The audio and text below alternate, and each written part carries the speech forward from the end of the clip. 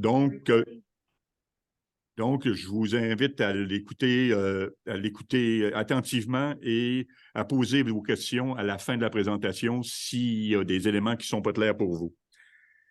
Mais avant qui vous présente sa présentation, on a quelques nouvelles pour vous.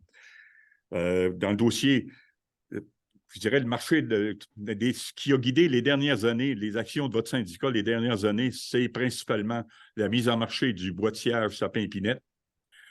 C'est un dossier qui évolue, je dirais, positivement, mais lentement. Nos dernières, je dirais, discussions avec la régie sont positives. Des audiences publiques devraient se tenir au printemps 2024. Mais avant ça, on a, je dirais, à finaliser le règlement, le libellé du règlement pour qu'on n'ait pas, je dirais, à discuter de ça pendant des heures en audience publique. On va avoir un produit final que la régie va avoir intégré et donc, on prend le temps actuellement de réaliser cette étape-là et c'est probablement positif parce qu'on va parler de ce qui est vraiment important dans les audiences publiques.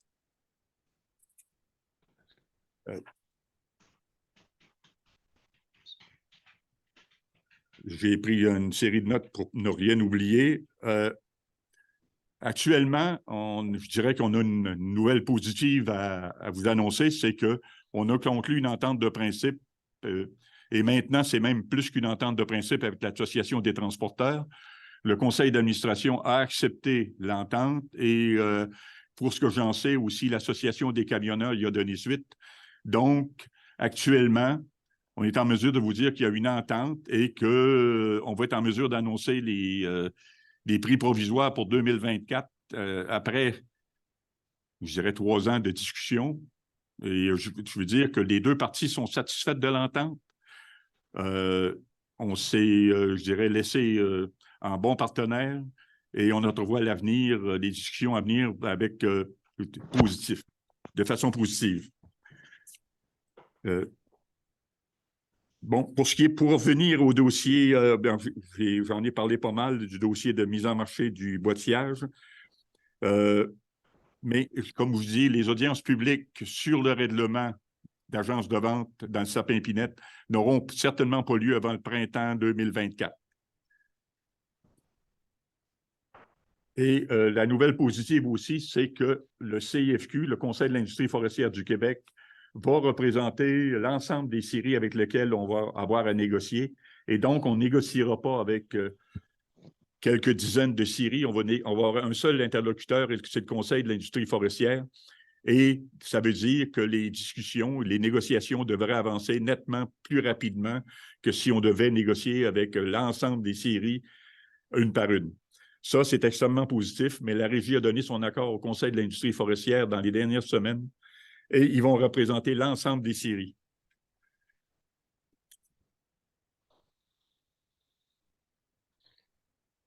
Bon. Moi, ça fait le tour de ce que j'avais à vous dire. Martin va vous faire une courte présentation de l'état de la mise en marché pour 2023 et je vais lui céder la parole et je vous souhaite une très agréable soirée. Et comme je vous disais tantôt, n'hésitez pas à poser vos questions à la fin de la rencontre s'il y a des éléments qui vous apparaissent obscurs. Bonne soirée.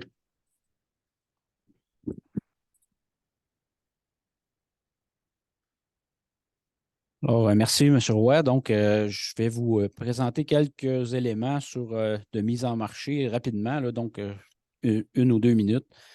Je commencerai peut-être avec les objectifs de livraison là, pour l'usine Domtar. Donc, on avait une entente avec Domtar pour livrer là, 75 de notre volume 2023 pour obtenir là, la fameuse prime à l'engagement. Donc, en date du 20 décembre 2023, on avait 44 459 tonnes métriques anhydres d'entrée sur les 65 000 au contrat. Fin novembre plutôt, le 20 novembre 2023 plutôt. Donc, le volume qu'il faut atteindre, c'est 48 700 50. Donc, on est prêt, mais il nous en manque un petit peu. Donc, si vous avez des priorisations à faire dans vos livraisons sur vos chantiers, ben, peut-être prioriser là, le feuillu pour qu'on puisse atteindre tous ensemble là, ce volume-là.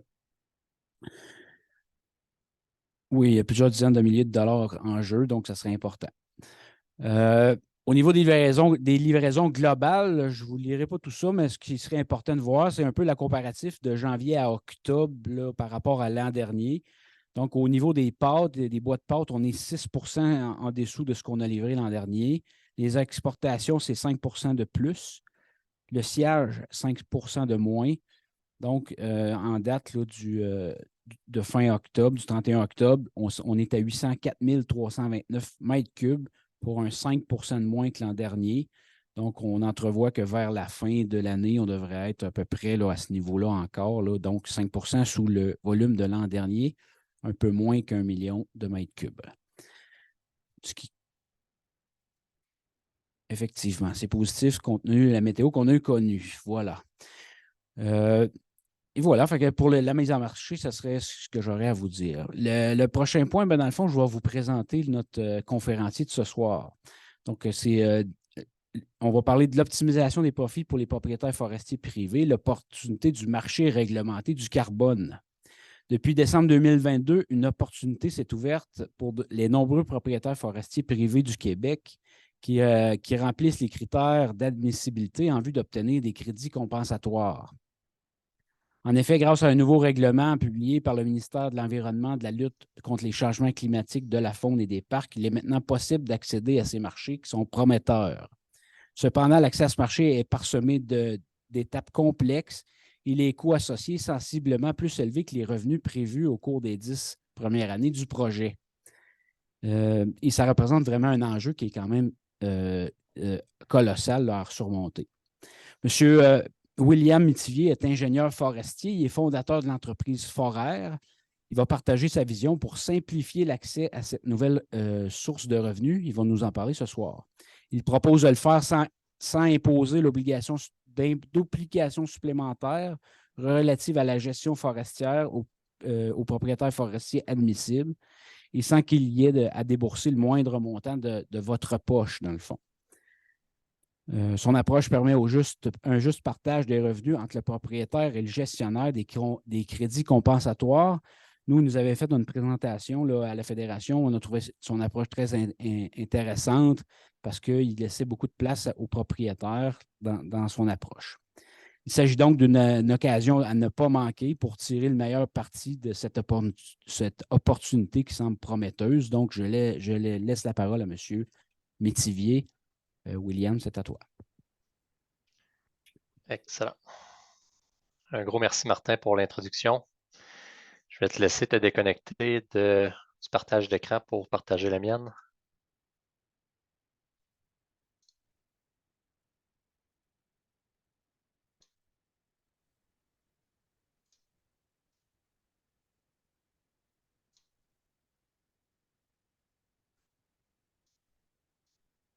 Parfait, ça ne sera pas bien long.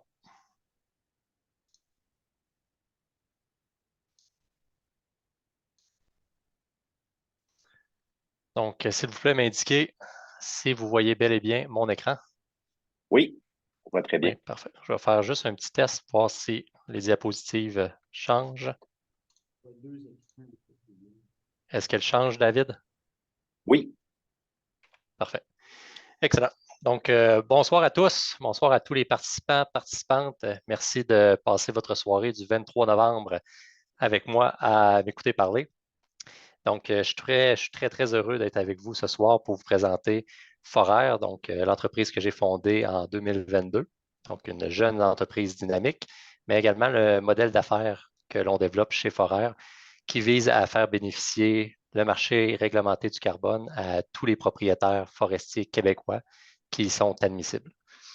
Donc, avant toute chose, je tiens à remercier le syndicat des producteurs forestiers du sud du Québec pour l'invitation. C'est toujours un plaisir pour moi et tous les membres de mon équipe de présenter à des forestiers et forestières le fruit de notre travail. Avant toute chose également... Monsieur Métivier, si c'est possible, juste avant de débuter, je m'excuse de vous déranger. Oui. C'est que là, on voit le mode de présentation, donc on voit 2 écrans, puis ça fait que c'est OK. plus petit à notre écran. Donc, c'est possible de passer en mode plein écran, s'il vous plaît. Tout à fait. Merci.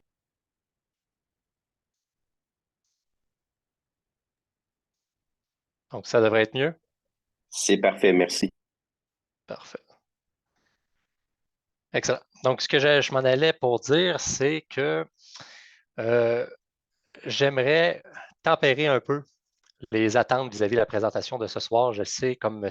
Roy l'a mentionné en entrée de jeu, qu'il y a beaucoup d'attentes vis-à-vis les marchés carbone et ce qu'ils peuvent représenter pour le producteur forestier.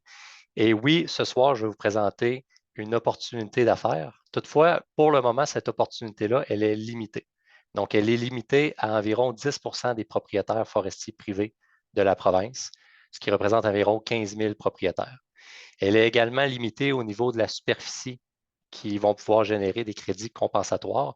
Donc, on parle d'une superficie admissible à l'heure actuelle d'environ 80 000 hectares, alors qu'on sait très bien que la superficie productive forestière des forêts privées du Québec est au-delà de 6,6-6,7 millions d'hectares. Donc, c'est environ seulement 1% de la superficie forestière productive privée du Québec qui est admissible à l'opportunité que je vais vous présenter ce soir. Donc, je me suis fait présenter, mais je vais le refaire à mon tour. Mon nom est William Métivier. Je suis ingénieur forestier et je suis le fondateur président de la firme Foraire.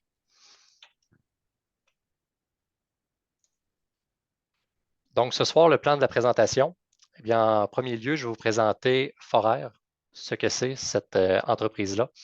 Par la suite, on va regarder ensemble, c'est quoi un projet de carbone forestier? Quelles sont les grandes étapes à réaliser de manière à générer un revenu en bout de ligne?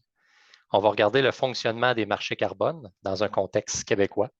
Donc, je pourrais rentrer en détail dans comment fonctionnent les marchés carbone et on pourrait passer la nuit complète ici et je n'aurais pas touché à tous les sujets. Donc, je vais quand même rester très, très, très en surface, mais je vais simplement vous partager l'information pertinente pour vous. Ensuite, on va regarder c'est quoi la différence entre 2 approches de quantification des crédits. On va mettre en contexte le rôle de Foraire dans tout ça. Je vais vous présenter le modèle d'affaires de mon entreprise.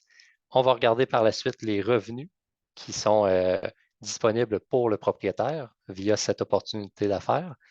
Et finalement, on va regarder les prochaines étapes liées au déploiement des activités de Foraire et les perspectives d'avenir pour les producteurs forestiers vis-à-vis les marchés carbone.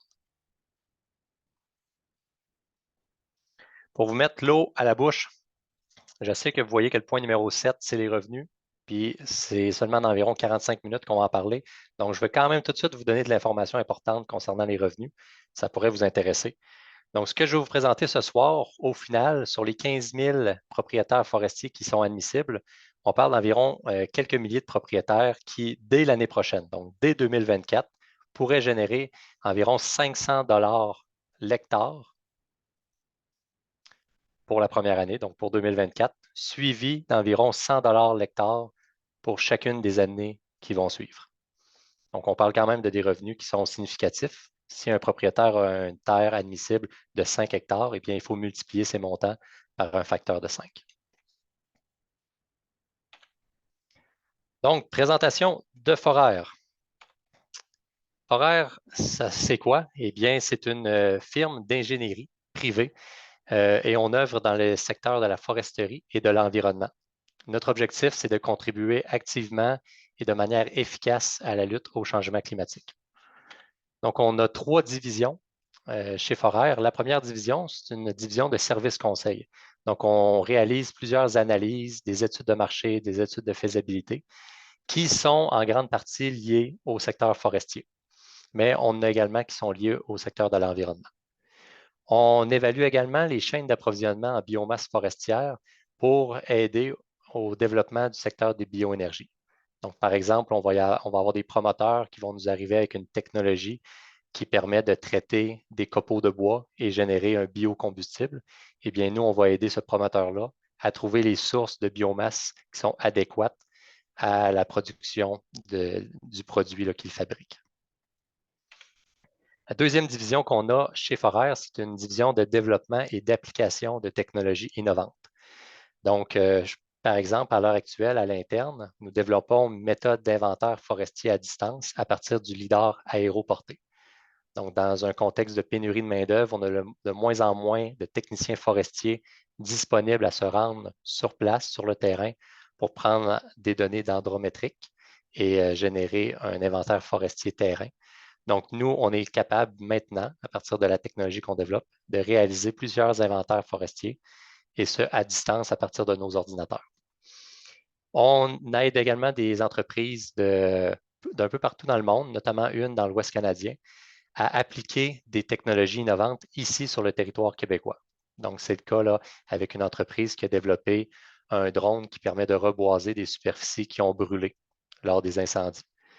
Vous le savez probablement, l'été passé, dans le nord du Québec, il y a presque 1 million d'hectares de forêts productives qui ont brûlé. Et donc, le potentiel pour reboiser ces superficies-là à partir de drones à un bas prix, eh bien, il est très grand. Donc, Forer accompagne une entreprise qui a développé une technologie de reboisement à partir de drones à venir réaliser des opérations ici au Québec. Et finalement, on parle souvent d'intelligence artificielle. Donc, Forer se tient très au fait de comment l'intelligence artificielle pourrait éventuellement être appliquée dans différentes facettes de l'aménagement forestier québécois. Et la troisième division, et non la moindre, parce que c'est le sujet de la présentation de ce soir, c'est une division qui officiellement n'a pas encore vu le jour chez Forer. Le lancement est à venir, soit en 2024, mais c'est une division qui va nous permettre de faire la promotion de projets de compensation carbone. Donc, le modèle d'affaires que je vais vous présenter ce soir va être en grande partie sous la responsabilité de la division projet de compensation carbone. Donc, pour ceux qui partent de loin, la grosse question que vous avez peut-être en tête en ce moment, c'est quoi ça, un projet de carbone forestier? Eh bien, on va regarder ensemble c'est quoi, et puis vous allez voir que c'est une séquence de 6 grandes étapes qui doivent être réalisées par un promoteur de manière, en bout de ligne, à générer un nombre de crédits, et ces crédits-là, par la suite, peuvent être vendus pour générer un revenu. Donc, la première étape au développement d'un projet de carbone forestier, c'est l'élaboration du projet. Et donc, on va avoir un promoteur, par exemple, un producteur forestier, qui va souhaiter développer un projet carbone. Et la première étape, c'est que ce promoteur-là va devoir identifier une méthodologie approuvée par un programme de certification. Donc, il existe plusieurs programmes de certification et chaque programme de certification ont approuvé des méthodologies qui sont un peu des lignes directrices sur la manière de comment un projet carbone devrait être développé. Une fois que le promoteur a identifié un programme de certification et une méthodologie, eh bien, le promoteur va mettre en œuvre son projet en s'assurant qu'il réponde à toutes les exigences et aux critères de la méthodologie qu'il a identifiée à l'étape 1. La troisième étape, le promoteur va quantifier les émissions de gaz à effet de serre qui vont être évitées ou bien retirées de l'atmosphère en raison de la mise en place d'un projet. Donc, un projet forestier ou un projet carbone, à la base, c'est un projet qui permet d'éviter l'émission de gaz à effet de serre à l'atmosphère ou qui permet de retirer des gaz de GS de l'atmosphère. Par exemple, lorsqu'on plante des arbres sur une superficie qui était auparavant non forestière, eh bien, on passe d'une superficie qui captait peu ou pratiquement aucune quantité de carbone. Et donc, en plantant des arbres, via la photosynthèse, nos arbres vont retirer des gaz à effet de serre de l'atmosphère sous forme de dioxyde de carbone et vont emmagasiner ce carbone-là dans la fibre du bois. Donc, planter des arbres sur une superficie au préalable non forestière, c'est un exemple très concret d'un projet carbone forestier.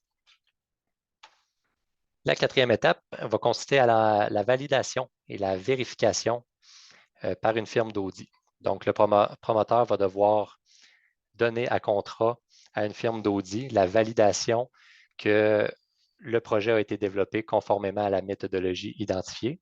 Et par la suite, la firme d'audit va également vérifier que la quantification réalisée par le promoteur est réelle. Donc, qu'elle ne surestime pas le nombre réel de crédits que le promoteur tente d'obtenir.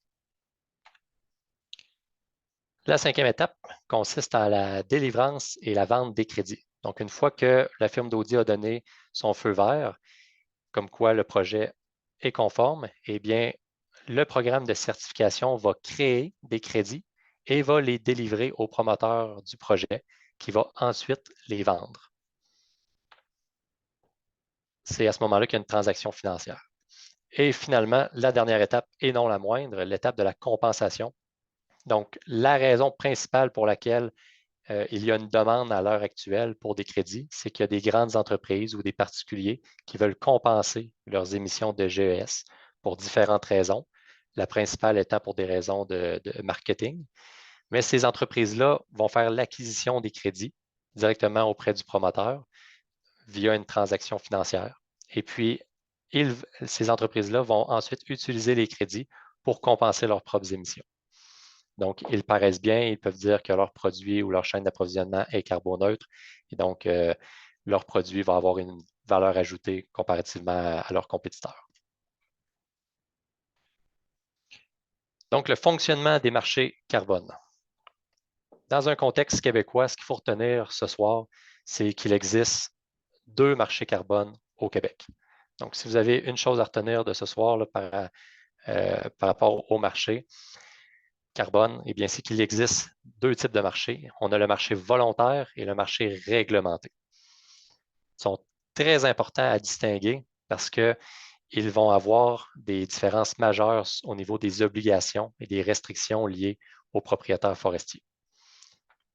Sur le marché volontaire, eh bien, c'est une vente de crédits carbone à des entreprises ou à des particuliers qui les achètent sur une base volontaire, d'où le nom du marché. Ça, c'est donc dire que les particuliers ou les entreprises qui vont faire l'achat de crédits carbone ne sont pas obligés de faire l'achat des 10 crédits. Ils le font tout simplement sur une base volontaire parce qu'ils ont une raison propre à eux de le faire. Les participants à ce marché, eh bien, les vendeurs sont limités aux propriétaires forestiers qui sont admissibles et les acheteurs, eh bien, c'est ouvert à tous. Donc, vous tous ce soir pourriez, à l'heure actuelle, faire l'acquisition de crédits carbone via l'un des divers promoteurs qui vend des crédits carbone sur le marché.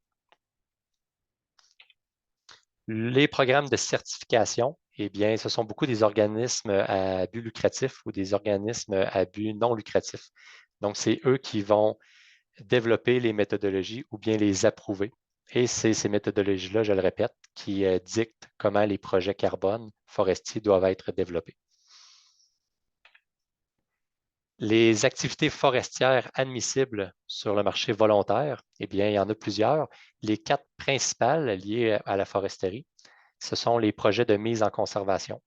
Donc, une forêt qui était préalablement sous aménagement forestier va être complètement mise en conservation. Donc, on met une cloche de verre par-dessus pendant plusieurs années et il n'y a aucune récolte qui va être possible. Donc, ça permet de générer des crédits carbone. Les projets de réduction de l'intensité de la récolte forestière permettent également de générer des crédits carbone.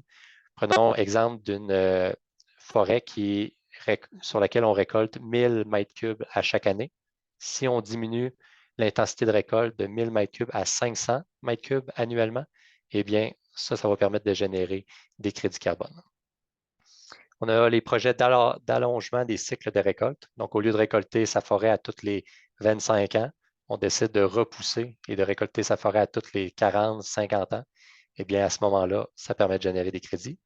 Et finalement, on a les projets de boisement ou de reboisement de terres marginalisées, comme mon exemple un peu plus tôt, de boiser des arbres sur une superficie qui était à vocation non forestière. Par exemple, d'anciens sites miniers ou bien d'anciens chemins forestiers. Les promoteurs de projets qu'on retrouve au Québec sur le marché volontaire, les 2 principaux, on a EcoTierra qui a développé le projet Pivot. Donc, c'est un projet qui est certifié par le programme de certification VCS, qui est le plus populaire sur le marché volontaire à l'échelle planétaire. Puis, on a également un promoteur qui s'appelle Carbone Boréal, qui sont une entité de l'Université du Québec à Chicoutimi, donc l'UQAC. Et puis, ce sont des chercheurs qui ont développé un projet de boisement sur des superficies qui avaient une difficulté de régénération là, dans la forêt boréale. Donc, ça, c'est les deux principaux promoteurs de projets au Québec, mais il y en a plus d'une dizaine d'autres qui existent et qui œuvrent sur le marché volontaire. Au niveau du marché réglementé maintenant, donc son fonctionnement, c'est également la vente de crédits, mais cette fois-ci, au lieu de les appeler les crédits carbone, on va les appeler les crédits compensatoires.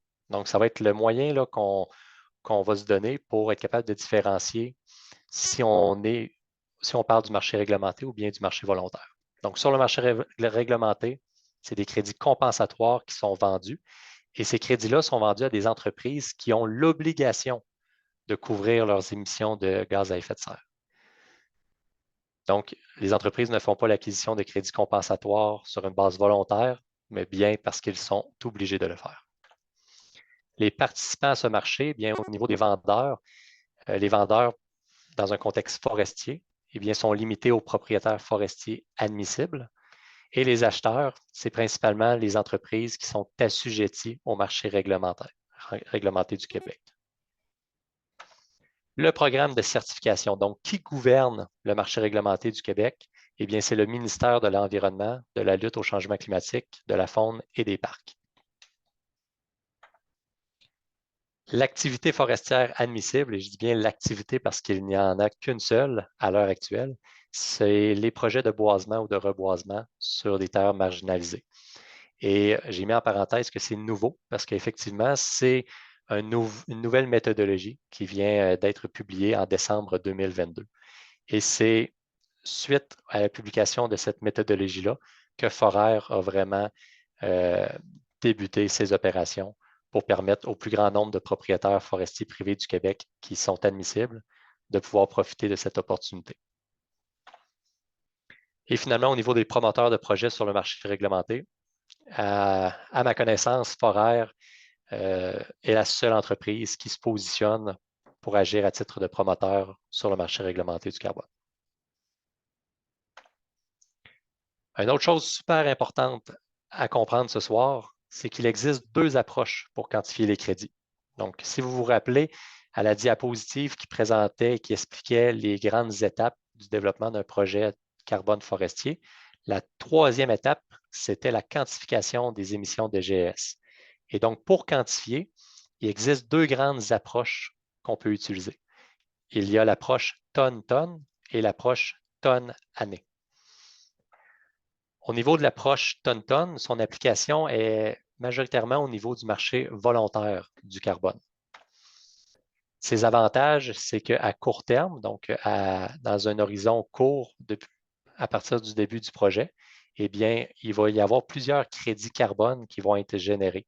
Et donc, le retour sur l'investissement pour le propriétaire est plus rapide. On va parler généralement d'un retour sur l'investissement de 1 à 5, 6 ans. Donc, c'est quand même très rapide.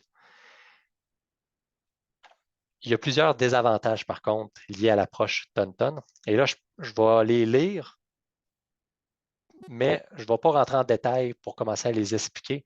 Vous allez voir dans une prochaine diapositive, je vais mettre plusieurs liens pour de la documentation. Donc, si ça vous intéresse de vraiment comprendre les distinctions à faire entre les deux approches de quantification, je vous invite à aller lire et consulter la documentation que je vais rendre accessible.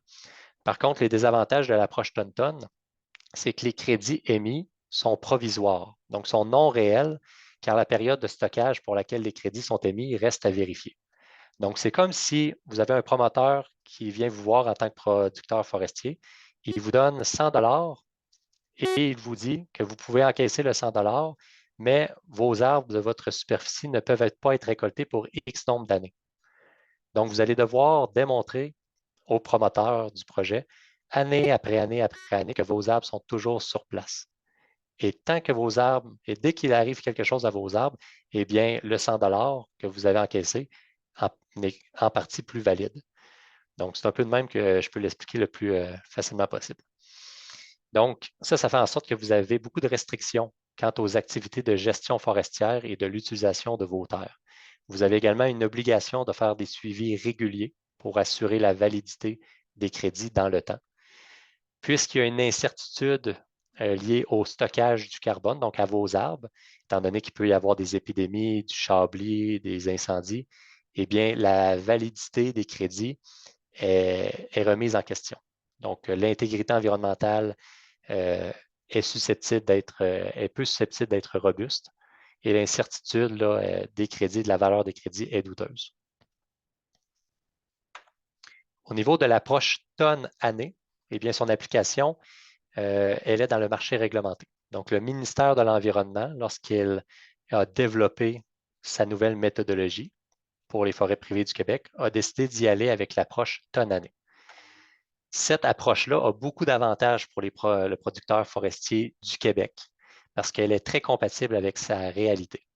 Premièrement, les crédits sont réels car ils sont émis après la vérification des tonnes et de leur période de stockage. C'est donc basé sur des mesures effectives de réduction.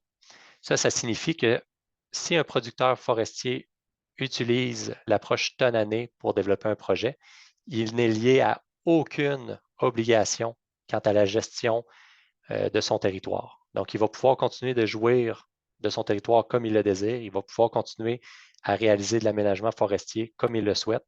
Il n'a aucune obligation vis-à-vis de personne, ni le ministère, ni le promoteur du projet. Il n'y a également aucun engagement à long terme de la part du producteur forestier et aucune restriction, comme je le disais, là, quant à l'utilisation de son territoire. Le gros désavantage de cette approche-là, vous l'aurez peut-être deviné, c'est qu'à court terme, cette approche-là génère un plus petit nombre de crédits. Donc, le nombre de crédits compensatoires, puisqu'on est sur le marché réglementé, est plus petit au début du projet. Ce qui fait que le retour sur l'investissement pour le producteur est plus long. Puis ça représente le gros enjeu lié à la nouvelle méthodologie du ministère de l'Environnement. Donc, la grosse question, quelle approche est la meilleure? Eh bien, ça dépend. C'est une réponse qui est plate, mais c'est la vérité. Ça dépend de votre contexte, ça dépend de vos objectifs et ça dépend de votre vision à court, moyen et long terme. Et à ce moment-là, ce que j'aimerais faire, c'est vous inviter à aller lire l'éditorial de novembre 2023 qui a été écrite par le président de la Fédération des producteurs forestiers du Québec, M. Gaétan Boudreau. Son éditorial s'intitule « Jouer prudemment à la bourse carbone » et j'ai mis le lien dans ma présentation. Vous pourrez d'ailleurs consulter cette présentation-là en rediffusion sur la chaîne YouTube là, pendant quelques mois après ce soir. Et la conclusion de cet éditorial mentionnait que les producteurs de bois devront aussi se questionner sur la gestion de leur boisé. Donc, souhaiteront-ils vendre du carbone ou bien du bois? Les deux options ne sont pas toujours compatibles sur la même parcelle. Vous voyez que j'ai moi-même plusieurs questions sans réponse qui suscitent chez moi de vives inquiétudes. C'est pourquoi, tout comme en bourse, la meilleure façon de bien investir consiste à se renseigner, à s'éduquer et à conserver un esprit critique. Il vaut probablement mieux investir intelligemment que précipitamment. Et ça, c'est la conclusion de M. Boudreau dans son dernier éditorial. Et c'est exactement ce que je vous conseille de faire en tant que spécialiste des marchés carbone. Prenez le temps de bien comprendre les différentes opportunités qui s'offrent à vous. Prenez le temps de bien comprendre les restrictions, les obligations qui vont vous lier au marché carbone et ne faites pas l'erreur de tout de suite sauter sur le revenu qui semble plus intéressant pour vous à court terme parce que à moyen, long terme, vous allez peut-être payer plus cher et vous allez peut-être générer moins de revenus que vous auriez pu le faire avec une autre approche.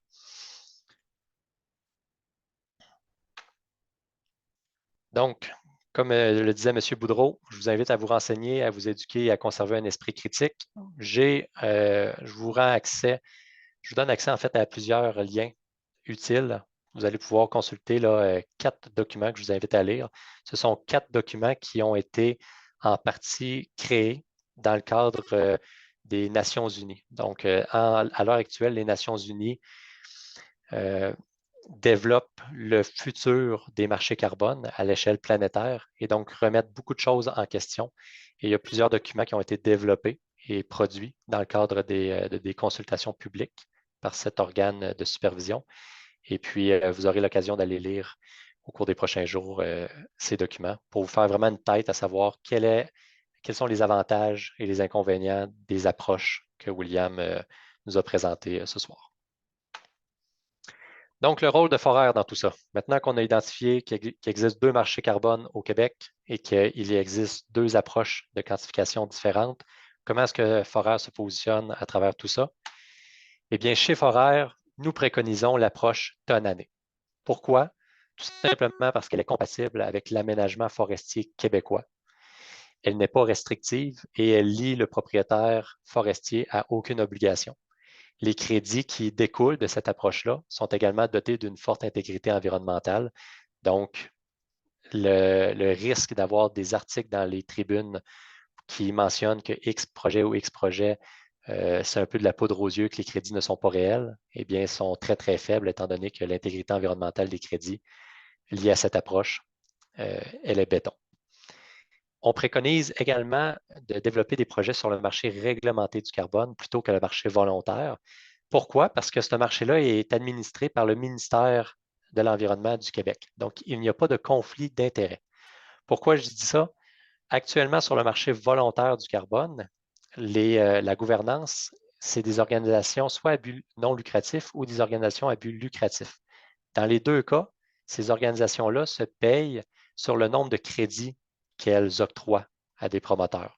Donc, ces programmes de certification-là ont simplement comme avantage d'octroyer le plus grand nombre de crédits pour obtenir le plus grand bénéfice possible financier.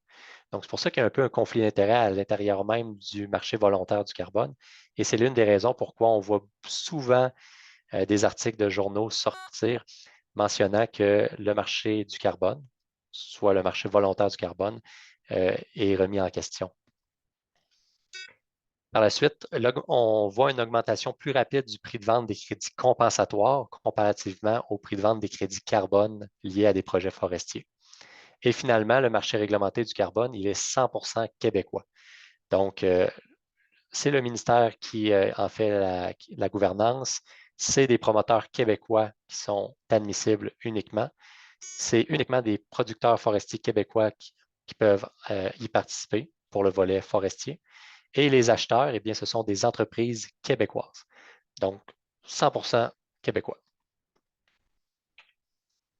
Donc, la mission de la nouvelle division qui sera officiellement lancée en 2024 chez Forer, donc notre division de promotion de projets carbone, eh bien, sa mission, c'est de simplifier l'accès au marché réglementé du carbone pour tous les propriétaires forestiers admissibles. Et je mets l'accent sur le tout parce qu'il y a plusieurs promoteurs qui ciblent seulement une catégorie de propriétaires.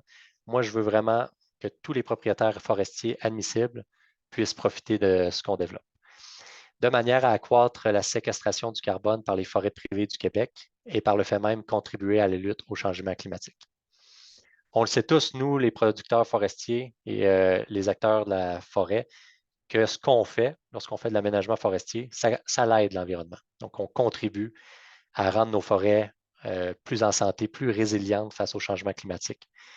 Mais là, c'est le fun parce qu'à partir de maintenant, les producteurs forestiers vont pouvoir être rémunérés pour le travail qu'ils font et qu'ils prévoient de faire au cours des prochaines décennies.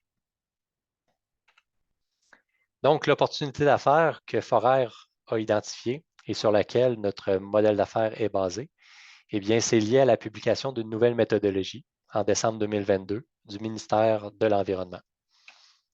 Cette méthodologie préconise l'approche tonne-année, comme je l'ai mentionné plus tôt, laquelle est très adaptée à la réalité des propriétaires forestiers qui souhaitent continuer à aménager leur forêt tout en générant un revenu d'appoint lié au carbone. La possibilité, donc, cette méthodologie-là, elle permet de développer des projets en utilisant des plantations réalisées entre le 1er janvier 1990 et le 17 novembre 2022. Donc, toutes les plantations réalisées entre le 1er janvier 1990 et le 17 novembre 2022, on les appelle des projets hâtifs.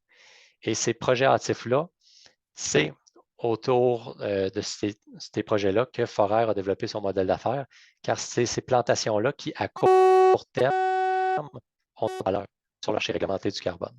Donc, tous les propriétaires de ces plantations-là sont invités à s'enregistrer au projet que Forer développe parce que c'est ces plantations-là qui vont permettre de générer un revenu à très, très court terme. La méthodologie du ministère de l'Environnement nous permet également de regrouper plusieurs plantations qui sont admissibles sous un même projet. Donc, je parlais des projets hâtifs. Donc, le critère d'admissibilité. En entrée de jeu, je vous mentionnais qu'à l'heure actuelle, il y a environ 15 000 propriétaires forestiers qui sont admissibles au modèle d'affaires de Foraire. Eh bien, voici les critères pour déterminer si vous êtes admissible ou non. Si vous êtes propriétaire d'un lot forestier qui correspond à une plantation boisante le 1er janvier 1990 et le 17 novembre 2022, et que cette plantation-là a été boisée sur une friche agricole ou une terre à vocation non forestière pour au moins 10 ans précédant la mise en terre des plants, eh bien, vous êtes admissible. Fait que je sais que c'est très niché. Là, je vous ai résumé plusieurs pages très complexes de la méthodologie pour expliquer l'admissibilité des propriétaires, mais les voici. Et il y en a quand même beaucoup. Il y en a là, 15 000 propriétaires différents qui sont admissibles. On parle d'environ 80 000 hectares de plantations qui sont admissibles. Et vous voyez sur la carte où on peut retrouver ces plantations. Donc, on en a beaucoup dans Chaudière-Appalaches. On en a également beaucoup dans le sud du Québec, donc Estrie. On en a également beaucoup dans l'Abitibi-Ouest. Et finalement, on en a également plusieurs dans le Bas-Saint-Laurent.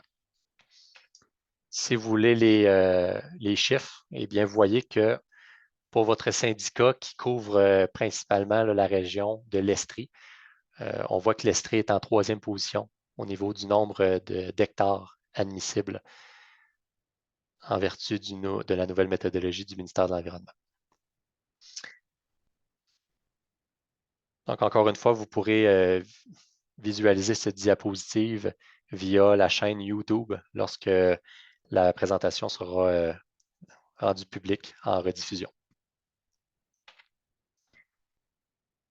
Donc, c'est bien beau avoir une opportunité d'affaires, mais pourquoi est-ce qu'il n'y a pas plusieurs promoteurs qui se lancent dans ce marché?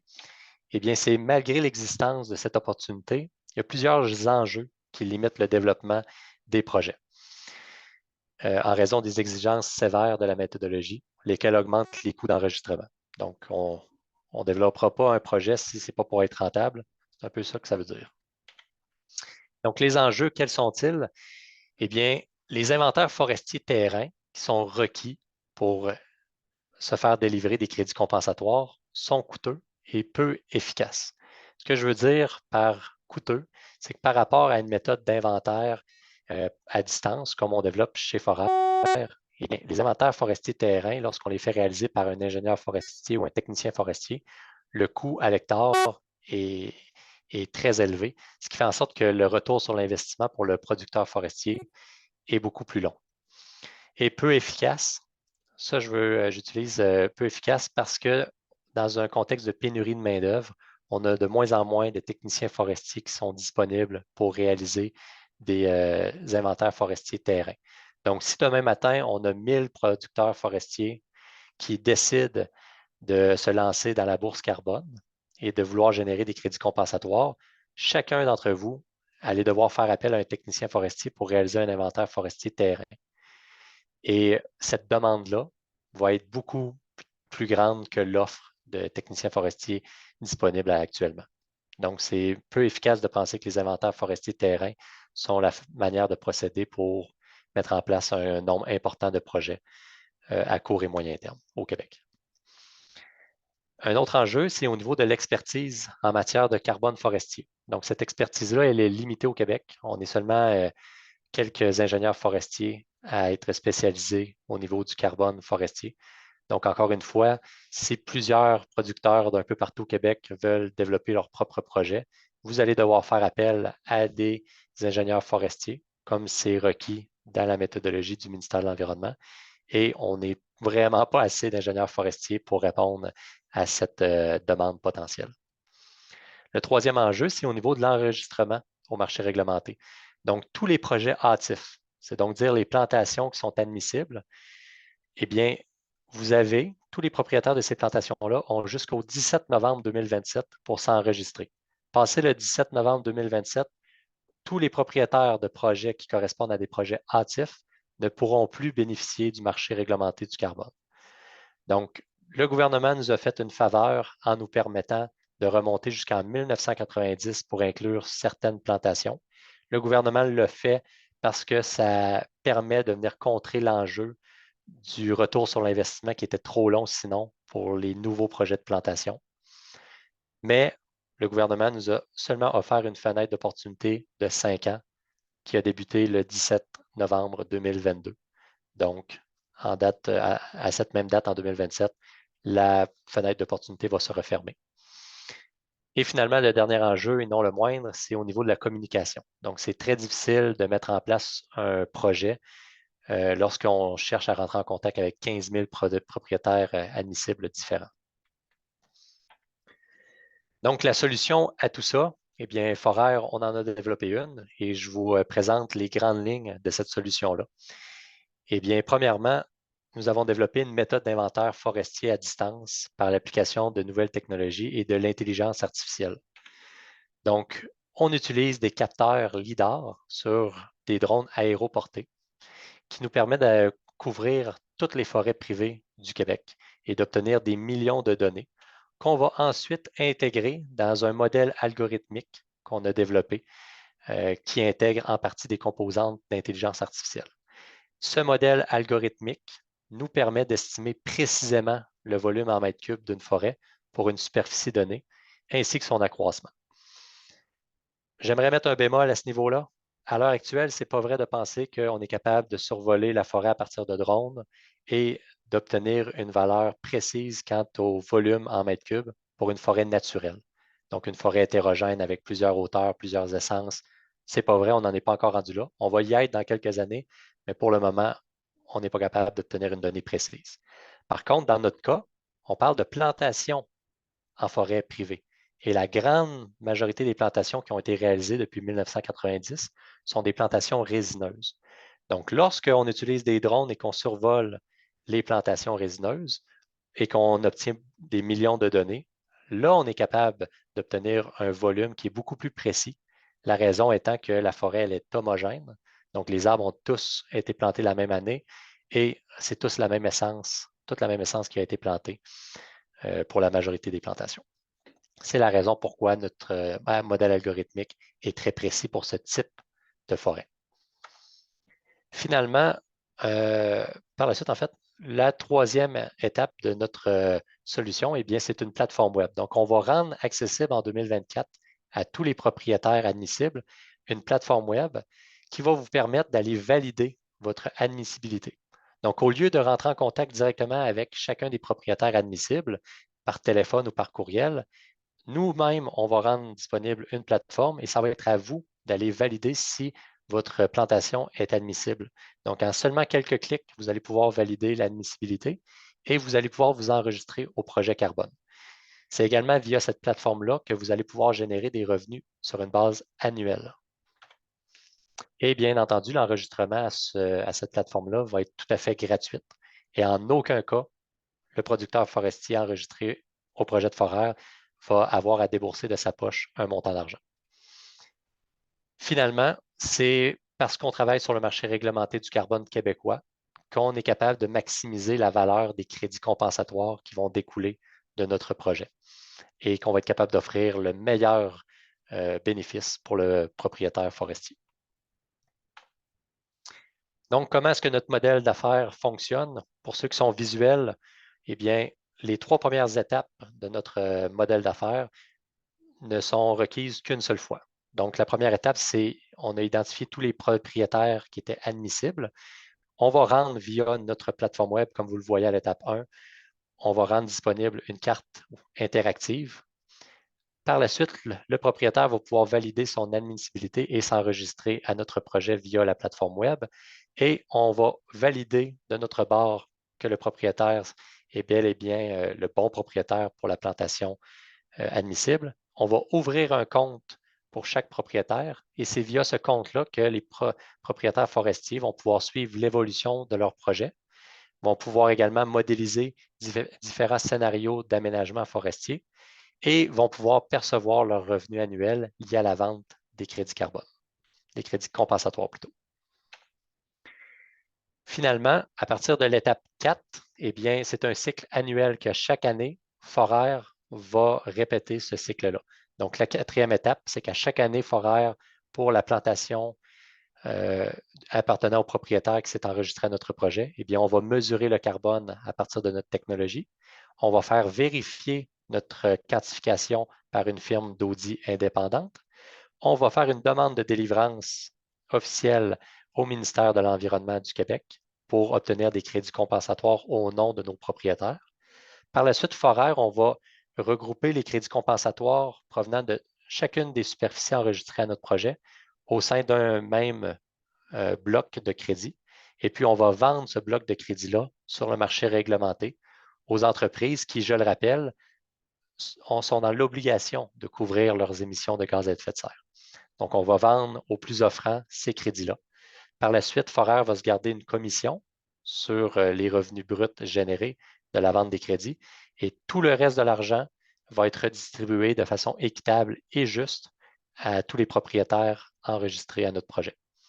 Et la dernière étape, la 9e, eh bien, c'est qu'on recommence ce cycle-là annuellement. Donc, les revenus pour le propriétaire. Donc, les revenus projetés, eh bien, sont variables. Ils sont variables selon quoi? Selon 4 facteurs principaux. Le premier étant l'aménagement forestier qui sera réalisé. Donc, il faut comprendre que oui, notre modèle d'affaires permet au propriétaire forestier qui va s'enregistrer de pouvoir continuer à aménager sa forêt comme il le souhaite. Mais il faut comprendre que si le propriétaire décide de couper 30 de sa superficie forestière, eh bien, les arbres qui vont rester vont capter moins de carbone que s'il avait laissé sa forêt croître encore quelques années. Donc, en fonction de l'aménagement et de les récoltes forestières qui seront faites par le producteur forestier, eh bien, la quantité de carbone capturée par sa forêt va changer. Et donc, la quantité de crédits compensatoires pouvant être générée va également être différente. Le deuxième facteur qui influe beaucoup sur les revenus projetés, c'est le rendement de la plantation. Donc, on a beaucoup de plantations qui ont très bien réussi depuis 1990, mais on a aussi beaucoup de plantations d'épinettes de Norvège. Puis, vous le savez comme moi, l'épinette de Norvège, on a eu de la difficulté à différents niveaux au niveau de leur rendement.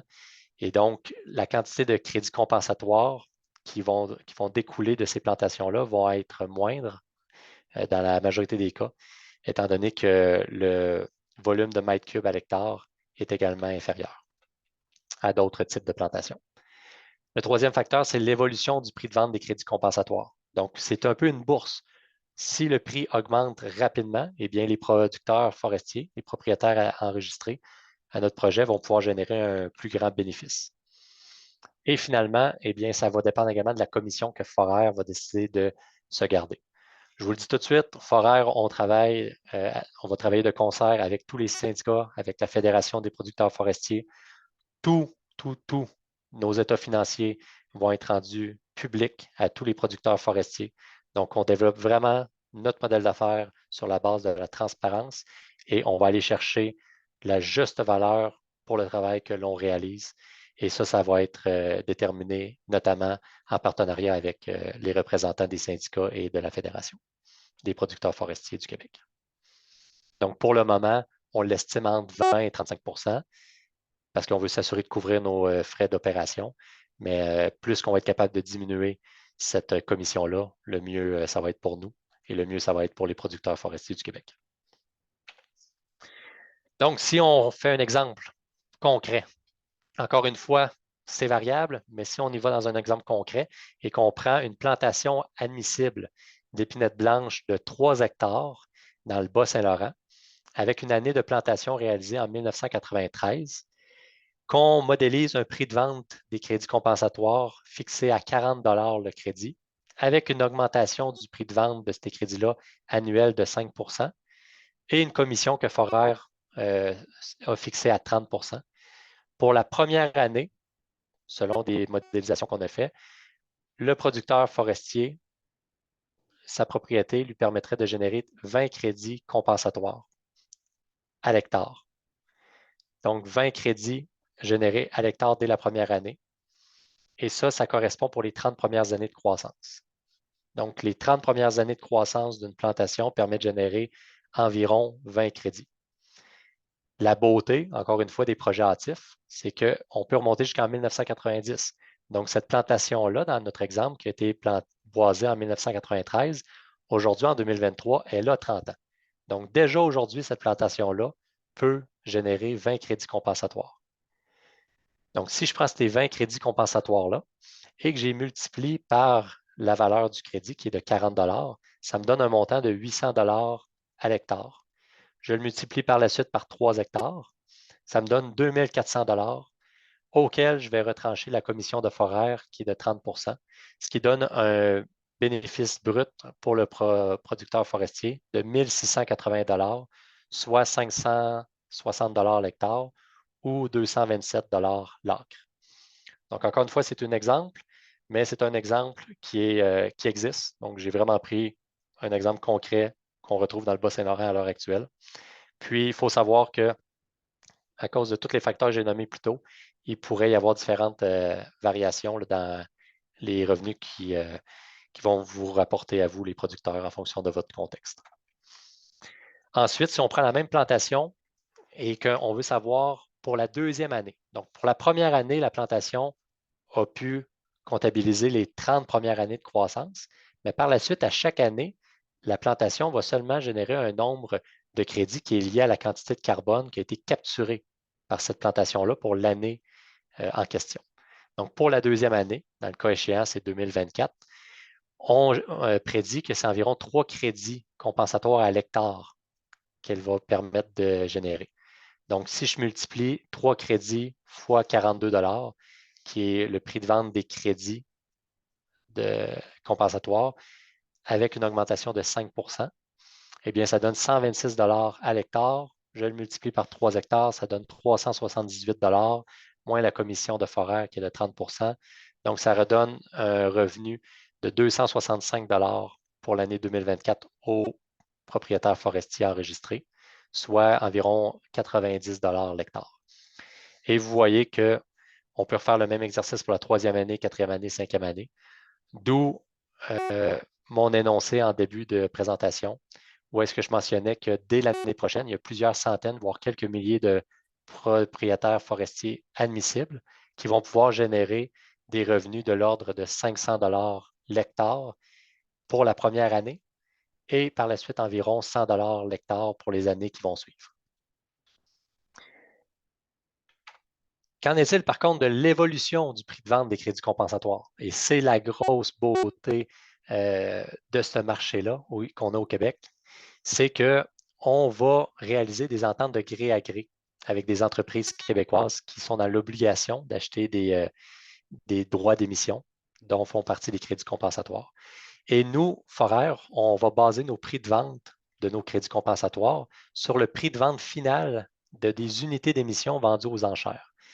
Et encore une fois, je ne rentrerai pas dans les détails parce que c'est assez complexe à comprendre et très niché. Mais ce que je veux que vous compreniez, c'est qu'à chaque 3 mois au Québec, on a des enchères. Donc, le gouvernement, via le ministère de l'Environnement, vend aux enchères des lots d'unités d'émission de valeur très similaires aux crédits compensatoires que Foraire envisage de vendre. Et puis, ces unités d'émission-là qui sont vendues 4 fois par année aux enchères, eh bien, vous pouvez consulter le prix de vente auquel elles ont été vendues pour les 11 dernières ventes depuis le 19 mai 2021.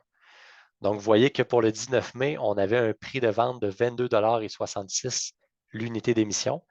Et la toute dernière vente qui a eu lieu, celle du 16 novembre, les résultats ont été publiés hier et on était rendu à un prix de vente de 53,16 $.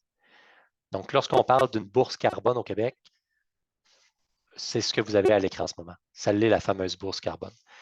Et lorsque vous voyez le graphique, ici dans le bas inférieur droit de la diapositive, vous pouvez remarquer que de 2013 à 2021, je sais que les dates sont écrites en petites, mais c'est pour ça que je vous l'ai dit, de 2013, 2014 à 2021, les prix étaient relativement bas. Mais depuis fin 2021, on a vu une croissance très remarquée et significative dans le prix de vente des unités d'émission. Et ça a une influence très grande sur le prix de vente des crédits compensatoires que vos plantations pourront générer parce qu'on utilise ce graphique-là pour déterminer à quel prix nous devrions vendre les crédits compensatoires. Si ça vous intéresse de consulter ce graphique-là à plus grande échelle, eh bien, vous avez le lien également dans la diapositive présentée. Donc, les étapes à venir, quelles sont-elles? Eh bien, 2023-2024, on est dans cette période-là en ce moment. On est en train de terminer la validation d'un projet pilote qu'on a mis en place le Bas-Saint-Laurent. Donc, on a identifié environ 250-300 hectares de plantations admissibles. Et puis, nous sommes en train de réaliser toutes les étapes nécessaires à la délivrance des crédits compensatoires par le ministère de l'Environnement. À partir de 2024, nous allons officiellement lancer notre plateforme web qui va permettre à tous les propriétaires du Québec d'évaluer s'ils sont admissibles ou non à notre projet. Et puis, dès 2024, on va lancer un cycle d'enregistrement pour les propriétaires du Bas-Saint-Laurent.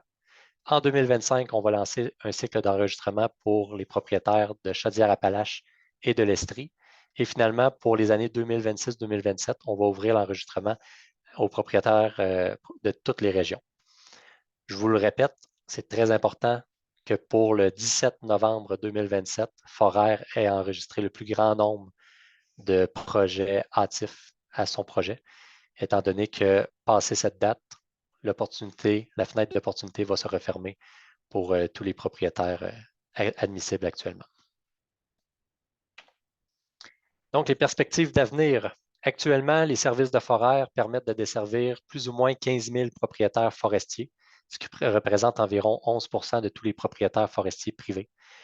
Au niveau de la superficie, eh bien, c'est environ 82 000 hectares, soit 1,2 % de toute la superficie forestière productive privée qui peut être enregistrée et desservie via nos services. D'ici 3 à 5 ans, on envisage d'utiliser notre technologie d'inventaire forestier à distance et notre modèle d'affaires, incluant l'approche tonne-année, pour mettre en place d'autres projets carbone forestier via l'application de protocoles existants ou à venir. Donc, on peut notamment penser au protocole fédéral de crédit compensatoire qui va être rendu public là, dans les semaines à venir si ça n'a pas déjà été fait. Donc, ça va nous permettre de générer des crédits compensatoires, mais qui vont nous être délivrés par le ministère de l'Environnement fédéral. Il y a également le ministère de l'Environnement du Québec qui s'intéresse à développer d'autres protocoles ou méthodologies liées à l'aménagement forestier. Donc, on reste très attentifs à ce qu'ils vont développer. Et finalement, il y a également le marché volontaire qui reste une opportunité intéressante si certaines méthodologies acceptent l'approche tonne-année. D'ici 5 à 15 ans, Foraire envisage d'avoir les technologies et les services pour desservir plus ou moins 50 000 propriétaires forestiers, soit 37 % de vous tous, et plus ou moins 1 million d'hectares, soit environ 15 % de toute la superficie forestière productive privée. Donc, on espère, Foraire, étant la jeune entreprise dynamique que l'on est, devenir un acteur important dans le secteur de la compensation carbone au Québec et pouvoir faire bénéficier le plus grand nombre de propriétaires forestiers privés possible. Donc, je vais laisser M. David reprendre la parole et ouvrir la période de questions pour tous ceux qui en ont. Ça va me faire un grand plaisir d'y répondre au meilleur de mes connaissances, de façon le plus claire possible. Puis, je vous répète une dernière fois que cette présentation-là va être rendue disponible dans quelques jours sur la plateforme YouTube en rediffusion. Donc, si jamais vous aviez envie de consulter certaines diapositives, vous pourrez le faire via la chaîne YouTube. Merci beaucoup, M. Métivier. Alors, quelques consignes pour pouvoir poser vos questions. Tout d'abord, nous allons répondre en série de 3 questions. Ensuite, nous irons en réponse. On retourne en période de questions. Donc, si jamais il y a plus que 3 personnes, là, on va passer à travers l'ensemble des questions. Pour pouvoir poser vos questions, c'est très simple. Vous avez normalement en bas de l'écran la barre d'outils. Parmi les outils, vous avez l'option réaction. Et dans l'option réaction, vous avez la possibilité de lever la main, ce qui va vous permettre là, de vous placer en attente un derrière l'autre et nous allons vous passer un après l'autre. Lorsqu'on va vous donner l'autorisation d'intervenir, on va vous demander de vous identifier, vous assurer là, que même si votre nom apparaît, qu'on parle à la bonne personne. Donc, tout simplement vous identifier, puis par la suite, vous pourrez poser vos questions. Si jamais vous avez des problèmes, n'hésitez pas, on va être là pour vous aider. Il y a déjà une première personne qui a levé la main. Alors, on va débuter la période de questions avec M. Émery Bélanger. Alors, on vous permet d'ouvrir. Oui, bonsoir. Ça fonctionne? Oui, ça va très bien. Bon, la question est, on parlait de producteurs québécois. Si on a des grands producteurs qui sont propriétaires, là, je ne sais pas, qui viennent de l'Asie, de la Corée, des Italiens, est-ce qu'ils vont être dans le système pour noyer le système des petits propriétaires? Si je comprends bien la question, c'est-tu vis-à-vis une crainte potentielle de voir des intérêts étrangers venir faire l'acquisition de terres forestières privées pour bénéficier du marché du carbone? C'est bien ça? Ça, puis ceux qui sont déjà installés au Québec, là, on sait qu'il y en a, là, des producteurs qui sont en dehors du Québec, là, qui sont des grosses compagnies multinationales. Fait que je voulais savoir si ces compagnies-là pourraient venir noyer le marché. OK. Bon, deux éléments. Première des choses, lorsqu'on parle de noyer le marché, je ne l'ai pas mentionné dans ma présentation, mais ça va tous vous intéresser. La demande actuelle annuellement pour des crédits compensatoires par les entreprises québécoises qui sont assujetties au marché réglementé, elle est de 4,5 millions de crédits compensatoires. Donc, la demande annuelle, elle est de 4,5 millions de crédits compensatoires et on en génère au Québec 150 000. Donc, le ratio entre l'offre et la demande est très débalancé et il y a un énorme terrain de jeu pour des promoteurs à générer des crédits compensatoires. Donc, est-ce que des intérêts étrangers pourraient venir noyer le marché? À court terme et à moyen terme, mon avis professionnel, c'est que non, il y a de la place en masse pour tout le monde. Maintenant, pour pouvoir profiter du marché réglementé, il faut absolument être propriétaire d'une superficie au Québec. À savoir s'il faut être québécois, je ne crois pas, mais je vais vérifier et je pourrai vous revenir avec cette précision-là. Merci. C'est bien, c'est une Alors, bonne réponse. Merci. Il y a une autre main levée. Alors, je vais vous demander de vous identifier, s'il vous plaît. Vous êtes Agence Forêt Privée Estrie. Donc, vous pouvez poser votre question, vous identifiez. Oui, bonsoir. Mon nom est Lise Beauséjour.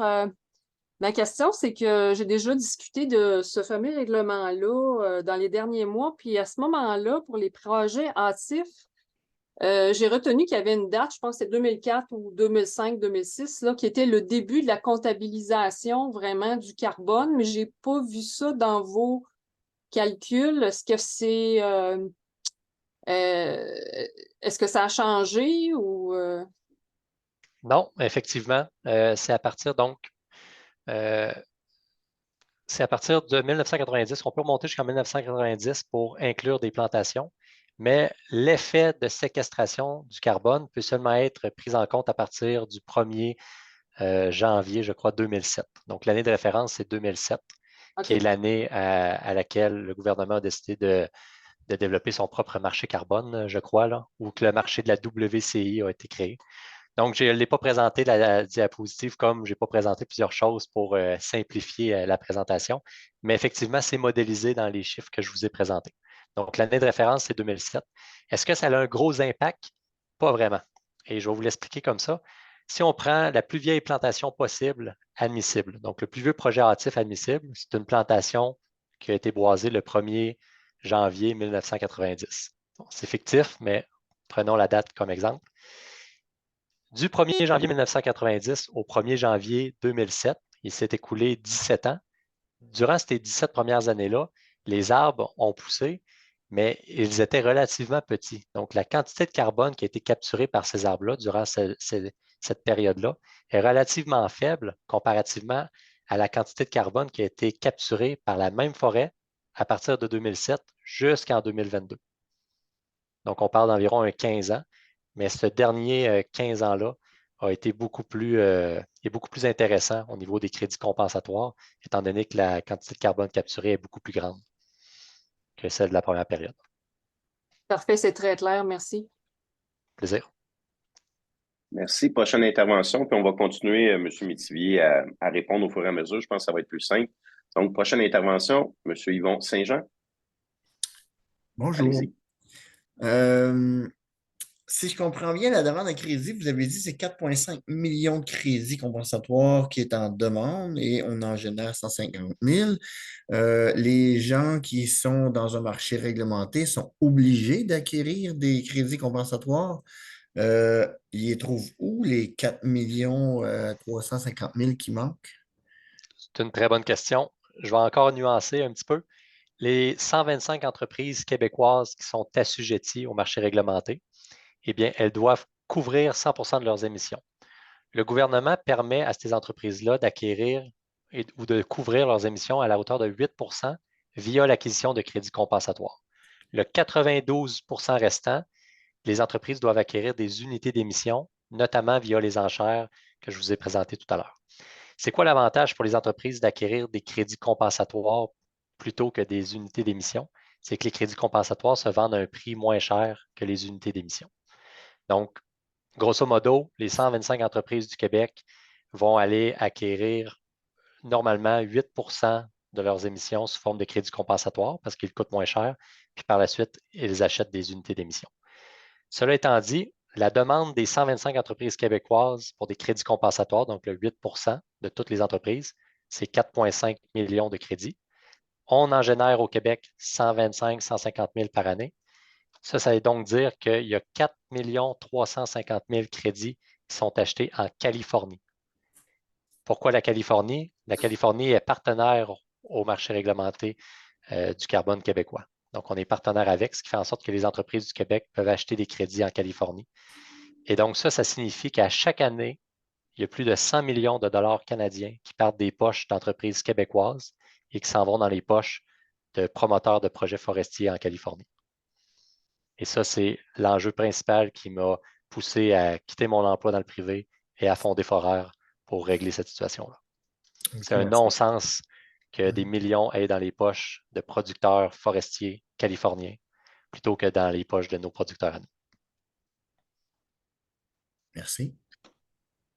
Merci. La prochaine question, M. Jean-Pierre Quentin. Allez-y. Oui, bonsoir. Merci pour la présentation, c'est très clair. J'aurais une question. Si on a déjà un plan d'aménagement forestier, puis qu'on avait à la fois des plantations, parce que votre définition de plantation semble concorder là, avec le boisé que j'ai. Mais j'ai aussi une portion de forêt mature qui a eu des coupes forestières à moins de 30 qui sont récentes. Il y a eu évidemment un paquet de gens qui sont venus pour faire un diagnostic de tout ça, puis ça a été récolté. Est-ce que dans vos exemples, vous avez donné toujours des choses par rapport à des plantations? Est-ce qu'il peut y avoir des projets mixtes où on a à la fois de la plantation et des bouts de forêt qui viennent d'être récoltés, même si on a besoin de d'autres travaux de diagnostic, ou c'est strictement sur des plantations?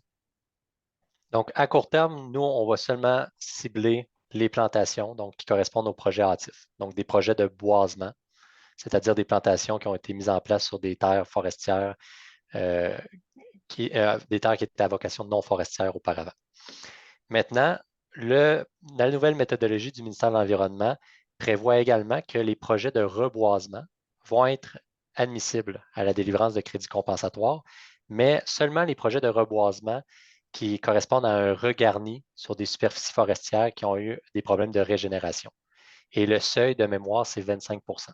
Donc, si vous avez récolté une forêt et vous avez espéré qu'il y ait une régénération naturelle et puis que cette régénération-là n'a pas pris pendant plusieurs années et qu'en ce moment, vous avez seulement des îlots sur votre ancien parterre de coupe et que c'est environ 25 % de la superficie qui a repoussé, eh bien là, vous allez pouvoir faire du reboisement, donc du regarni, et ça serait admissible à la délivrance de crédits compensatoires. Je vais également ajouter que je sais que ça peut être compliqué pour les producteurs forestiers de savoir si votre propriété est admissible, oui ou non, d'où l'importance du lancement de notre plateforme web l'année prochaine qui va permettre à tous les propriétaires d'aller valider votre admissibilité directement via une carte web interactive. Donc, ça va être plus facile pour vous tous.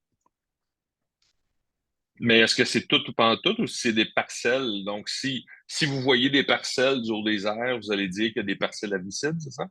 Oui, exact. Donc, les parcelles, C'est bon.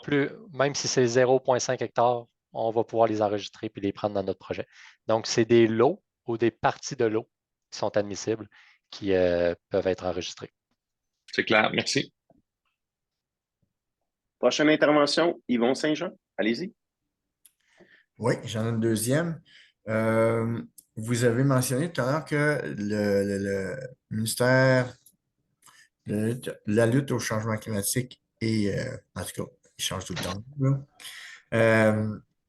Aller analyser de nouveaux protocoles, est-ce que ça pourrait impliquer donc d'autres types d'aménagements que des plantations? Par exemple, si je fais du pré-commercial, j'améliore la croissance de certains arbres que j'aurais choisis. Est-ce qu'à ce moment-là, je fixe plus de carbone que si je laisse aller à l'élagage naturel? Oui, c'est une excellente question et je le souhaite. Je le souhaite qu'on ait un ministère de l'Environnement qui soit proactif dans le développement de protocoles, qu'on appelle des protocoles d'amélioration des pratiques forestières. Par contre, il faut apporter une nuance. Si c'est une pratique qui est courante, eh bien, ça ne sera pas admissible à la délivrance de crédit. Pourquoi? Parce que ça ne génère pas plus. Exact. Donc, ce n'est pas additionnel au cours normal des choses. Et ça, c'est comme la prémisse de base d'un crédit. Parce qu'un crédit, n'oubliez pas que c'est un permis pour polluer. Donc, Foraire et nous tous ne devrions pas être heureux de vendre des crédits. C'est des permis qui donnent l'autorisation des entreprises de polluer. Donc, si on est pour vendre des permis de polluer, qui donnent le droit de polluer, on doit s'assurer que leur additionnalité, c'est-à-dire le fait qu'on retire une tonne de CO2 de l'atmosphère de manière additionnelle par rapport au cours normal des choses, est réelle. Et donc, si c'est une pratique courante, comme une éclaircie pré-commerciale peut l'être, il y a des fortes chances que ça ne soit pas admissible à la délivrance de crédit compensatoire. Par contre, quelqu'un qui m'approche, un producteur forestier qui m'approche et qui me dit, William, moi, j'aimerais ça allonger mon cycle de récolte. Donc, j'avais prévu récolter en 2030 30 de ma surface terrière. J'aimerais ça repousser ma récolte de 20 ans, puis de récolter en 2050 plutôt qu'en 2030. Eh bien, ça, si le ministère de l'Environnement développe un protocole qui permet ça, on pourrait générer des crédits compensatoires. Merci. Merci beaucoup. Prochaine intervention, Émery Bélanger. Allez-y.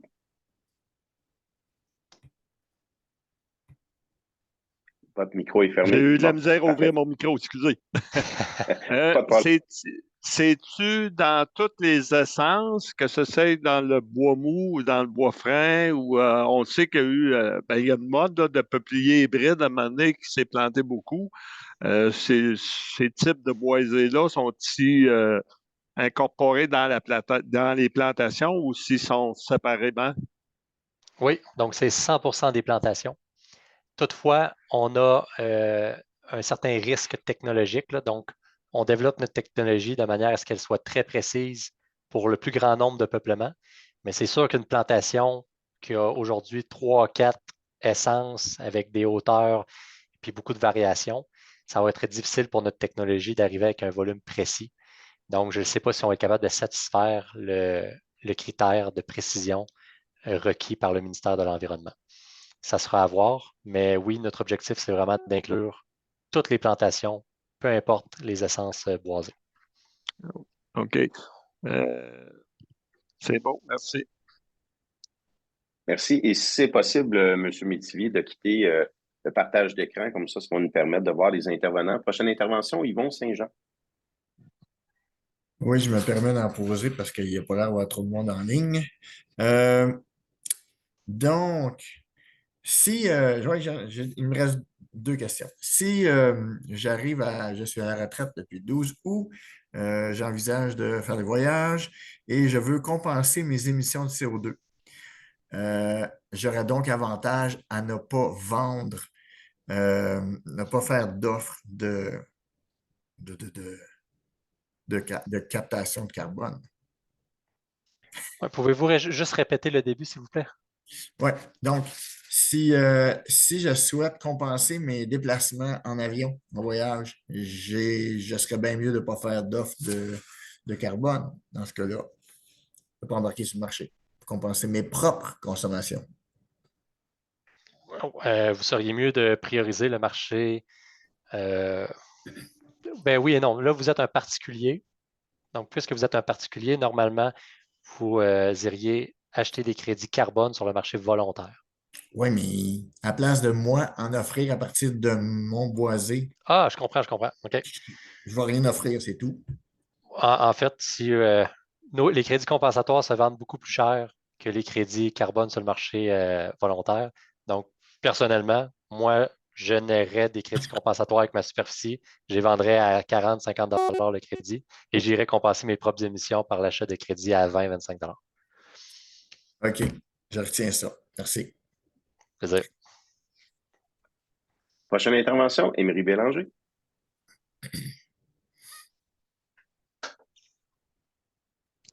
Oui, bonsoir. Dans le processus que tu nous as dit, Beto, qu'on a 125 000 tonnes à récolter versus le 1 million 400 000, là, y a-t-il des ouvertures au ministère pour, comme on dit, Beto, incorporer de la forêt naturelle plus, ou s'ils sont bien stricts sur leurs recommandations sur les forêts de plantation ou des forêts normales? Ouais.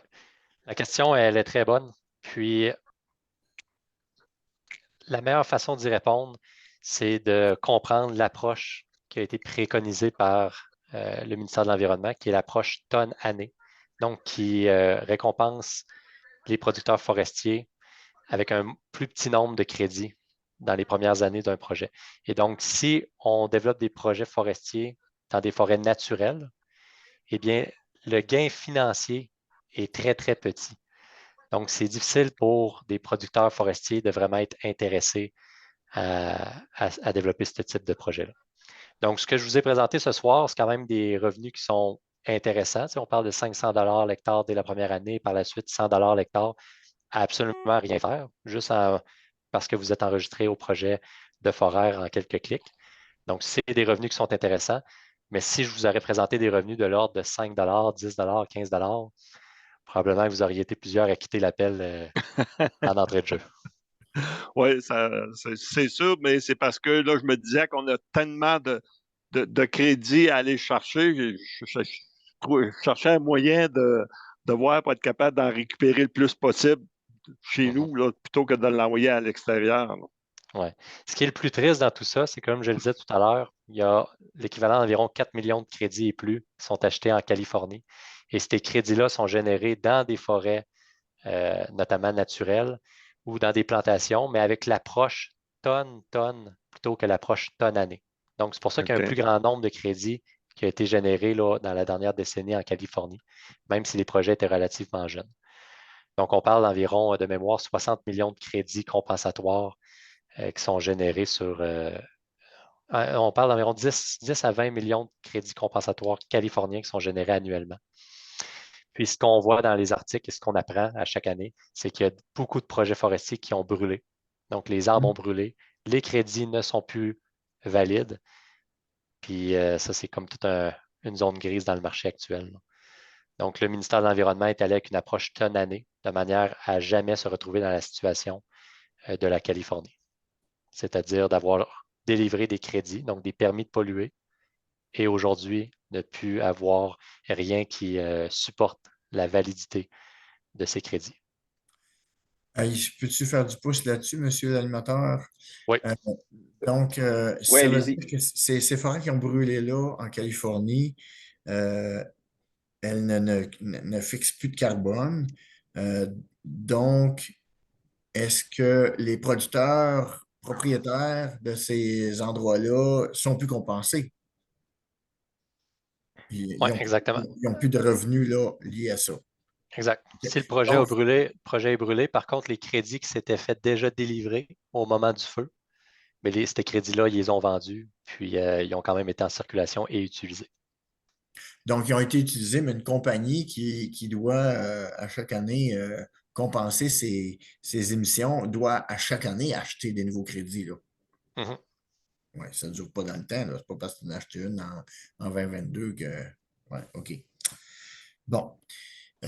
Et puis, si j'avais ma dernière question, Oui, monsieur. allez-y. Si là, les crédits qu'on émettrait, nous autres, les producteurs, coûteraient moins cher parce que c'est des crédits compensatoires versus l'autre type de crédit que les qui doivent acheter, là. Ça veut dire que moins on va en émettre sur le marché, plus ils vont être obligés d'acheter les autres crédits ou ils vont les acheter en Californie, mais ça va se limiter à un moment donné. Et si moi, je veux encourager plus rapidement la diminution des gaz à effet de serre, je suis mieux de dire aux compagnies, payez cher, mettez à barouette, puis vous allez trouver d'autres moyens pour baisser vos coûts de production et vos impacts environnementaux. Donc, Oui, est-ce qu'on tire dans le pied en offrant des crédits carbone, alors qu'individuellement, ça serait payant, mais globalement, planétairement, moins il va y avoir de crédits disponibles, plus les gens vont être amenés à changer rapidement pour abaisser leurs coûts, parce que ces crédits-là vont tout le temps monter en prix. tout à fait. Tout à fait. Puis c'est l'une des raisons pourquoi j'adore, moi, travailler sur le marché réglementé. Parce que contrairement au marché volontaire, si une entreprise veut compenser ses émissions, elle peut décider d'acquérir 100% des crédits carbone pour compenser ses émissions sans réduire à l'interne ses émissions de gaz à effet de serre. Alors que sur le marché réglementé, le ministère a fixé un plancher à 8%. Donc, ça, c'est donc dire que les entreprises, vous pouvez acheter des crédits, mais jusqu'à la hauteur de 8%. 92% restant, vous devez acquérir des unités d'émission.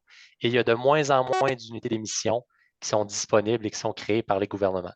Ça Ce qui fait en régresse chaque année, là. Ça régresse à chaque année, d'où le nom du marché réglementé au carbone québécois qui s'appelle le système de plafonnement et d'échange de droits d'émission.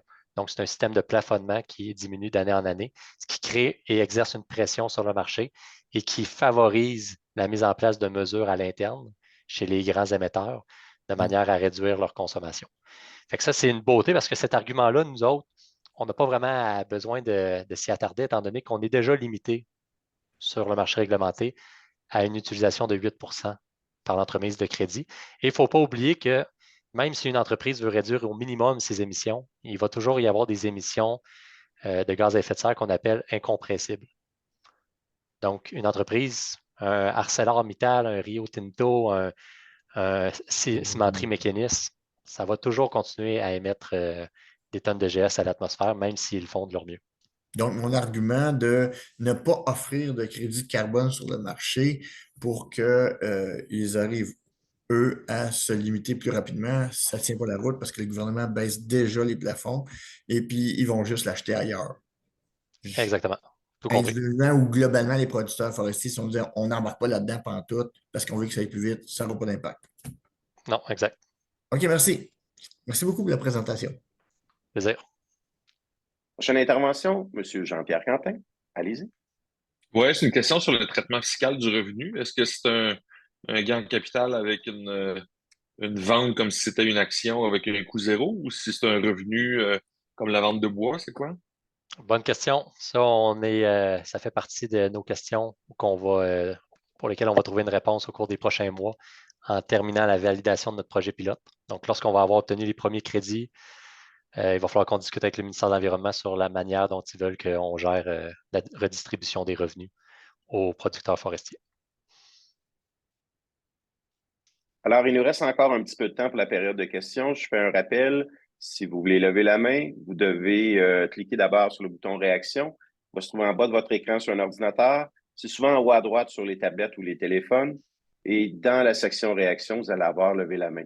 Alors, dernière chance, si vous voulez poser des questions à M. Métivier.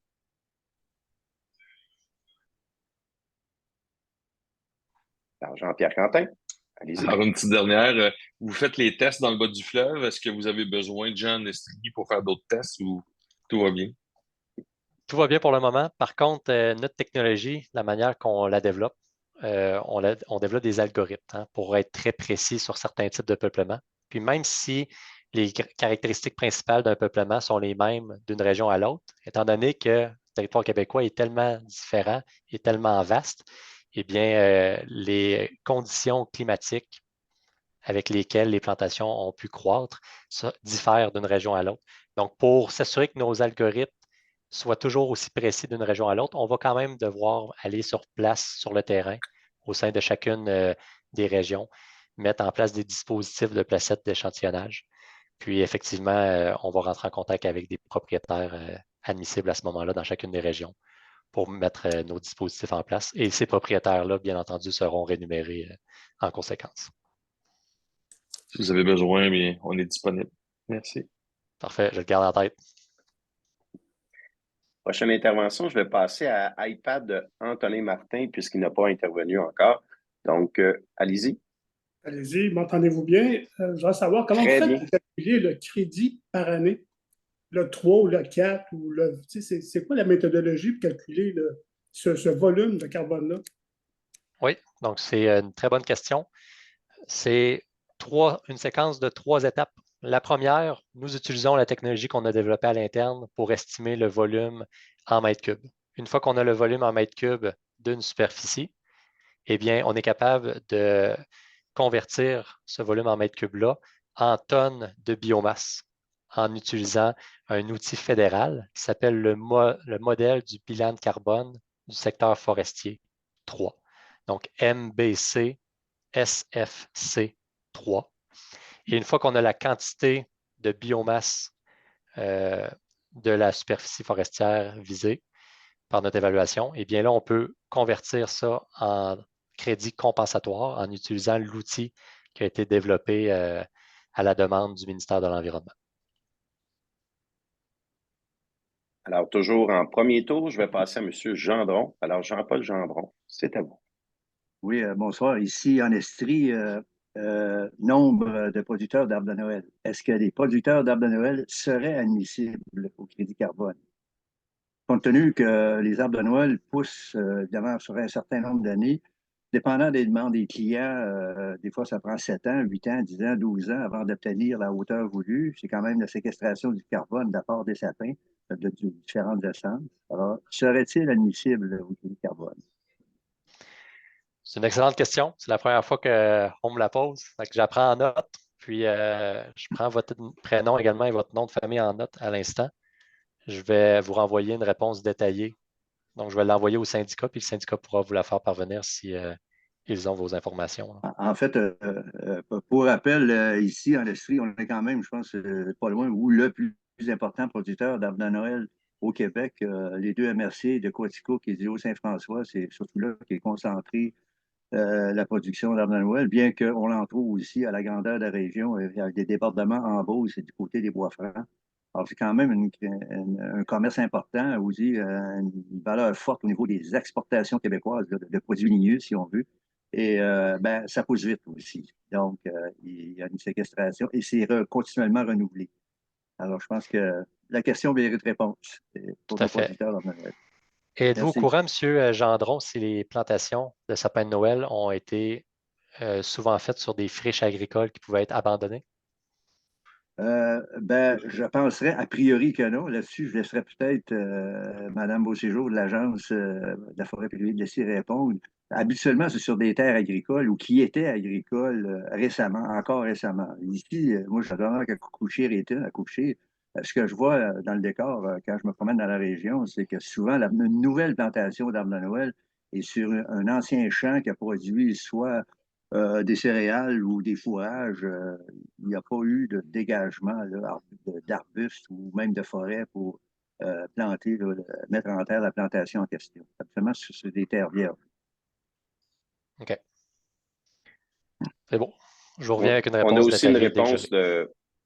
on a aussi une réponse de M. Larrivée qui dit que ce sont les propriétaires qui possèdent des plantations. Non, excusez, c'est majoritairement sur des terres agricoles. Donc, c'est la réponse de M. Larrivée. Je vais encore passer quelqu'un, désolé, M. Bélanger, mais vu que vous avez eu la chance d'intervenir à quelques reprises, là, je vais passer à Ronan Combeau. Puis désolé si je n'ai pas bien nommé votre nom. Mais vous êtes en premier tour, je vais vous passer immédiatement. Allez-y.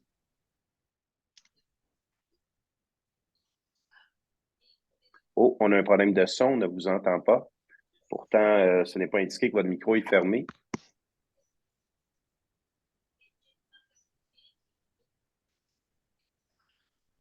Est-ce que vous avez des écouteurs de brancher puis que le son partirait des écouteurs? Non, j'en ai pas. Non. Ah, là, on vous entend. Allez-y avec votre question. Bon, parfait, excusez-moi. Oui, au niveau de vos méthodes de calcul, au niveau pour calculer la biomasse, je comprends que vous avez un peu votre moulinette et puis que vous appliquez quand même des méthodes fédérales, mais est-ce que ces méthodes-là sont les mêmes pour l'ensemble, par exemple pour la Californie, c'est exactement les mêmes méthodes ou on ne joue pas encore avec les mêmes règles comme d'hab? On ne joue pas avec les mêmes règles. Et Ok. étant qui on est très sévère au Québec. Ok, je comprends bien. Et donc, D'accord. c'est la grande raison pourquoi quelques dizaines de millions de crédits sont générés en Californie à chaque année, alors qu'au Québec, on en génère 125, 150 000. Ouais, on donne le fouet pour se faire battre. Parfait. Ben, merci beaucoup. Alors, merci. Il nous reste encore quelques minutes pour la période de questions. Alors, c'est à votre tour, M. Bélanger, allez-y. Je voulais savoir, vos bureaux comme ceux-là sont situés où? Puis avez-vous l'intention de nous ouvrir à la grandeur de la province ou si ça va être centralisé juste ce que vous êtes là présentement? Oui, en fait, bonne question. Foraire, on veut rester petit. Hein, donc, on veut avoir le moins de coûts d'opération possible pour qu'il y ait les plus grands bénéfices possibles pouvant être distribués aux propriétaires forestiers. Puis dans cette optique-là, on veut rester à Québec. Donc, en ce moment, on est directement au centre-ville de Québec. On a des bureaux fixes ici. On a également des employés qui travaillent à distance, notamment au lac Saint-Jean. Je cherche également à engager en ce moment. Donc, si vous êtes au courant d'ingénieurs forestiers ou ingénieurs forestières qui cherchent un emploi dynamique lié au changement climatique, ça va me faire plaisir de les rencontrer. Vous pouvez passer le mot pour moi. Mais on est une équipe qui grossit assez rapidement. Puis, pour répondre à ta question, on va diminuer au minimum, on va limiter au minimum les dépenses. C'est bien. Très bonne conférence, c'est instructif là, pour les nouveaux marchés et les nouveaux revenus pour les producteurs. Merci. Alors, dernière chance de poser une question. Il nous reste quelques minutes seulement. Alors, personne d'autre. Merci beaucoup, M. Métivier. Nous sommes donc rendus au mot de la fin avec M. Roy. Bon, pour les courageux qui sont restés tout au long de la présentation et de la période de questions, je pense qu'ils ont appris beaucoup ce soir. Donc, merci à ces personnes-là qui ont été patientes et, je dirais, curieuses. Je tiens à remercier aussi William Métivier. Moi, c'est la 3e fois que j'entends ta présentation. Elle est toujours aussi claire et aussi honnête et j'aime que tu sois honnête et que tu donnes l'ensemble de la réalité de la question pour pas que les gens se fassent d'illusions. Mais tu nous illustres qu'il y a là, je dirais, une démarche porteuse pour les propriétaires qui sont dans cette catégorie-là. Et moi, je ne doute pas que d'ici quelques années, il y ait une adhésion parce que ça représente une opportunité importante. Donc, merci de la présentation. Merci aux gens qui l'ont entendu jusqu'à la fin. Merci aux gens qui ont posé des questions parce que je pense que ça a aidé à la clarté de ta présentation. Et je souhaite une bonne fin de soirée à tous ceux qui sont encore là. Et je vous invite à continuer à participer à vos assemblées syndicales. De toute façon, nous, on est là pour vous. On est là pour vous rendre les services auxquels vous avez droit. Donc, merci et bonne fin de soirée.